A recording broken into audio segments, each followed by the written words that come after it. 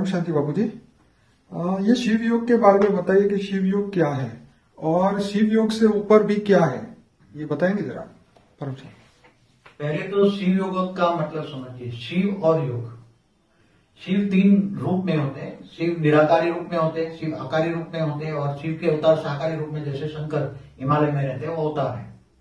तो शिव निराकारी, जिनको अलग अलग धर्म वाले नूर कहते हैं, गॉड इज लाइट कहते हैं, पर ब्रह्म कहते हैं, वो परम धाम में रहते हैं निराकार। और आकारी शिवपुरी में रहते हैं, जो विष्णुपुरी से ऊपर है। और योग माना कनेक्शन, किसी भी से कनेक्शन जोड़ना, योग करना, याद करना, उसको याद करना माना योग। शिव योग माना शिव को याद करना। अब शिव को अलग अलग दो तरह से याद करते हैं। एक तो निरंजन निराकार को याद करते हैं, जो निराकार माना गॉड इज लाइट, निराकार को याद करते हैं। और साकारी फॉर्म में जैसे ज्योतिर्लिंग स्वरूप में याद करते हैं, वैसे ज्योतिर्लिंग का मतलब है ज्योति माना लाइट और लिंग माना आकार। निराकारी रूप में भी याद करते हैं, शंकर के जहां जहां साक्षात्कार हुए 12 ज्योतिर्लिंग के साक्षात्कार रूप में याद करते हैं। योग माना याद। तो शिव को याद करने से, निराकार शिव को याद करने से आत्मा में ताकत, शक्ति आती है। तो आत्मा धीरे धीरे करके परम धाम में चली जाती है। और शिव आकारी को याद करने से शिव धाम में चली जाती है, आकारी रूप में शिवपुरी में चली जाती है, जो विष्णुपुरी से ऊपर है। और साकार अवतारों को याद करने से अवतारों के पास जाती है। शिव योग से आगे है महाशिव योग।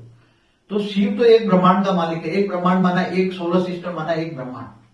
और महाशिव है गैलेक्सी का मालिक, माना खरबों सूर्य का मालिक, खरबों शिवों का मालिक है महाशिव।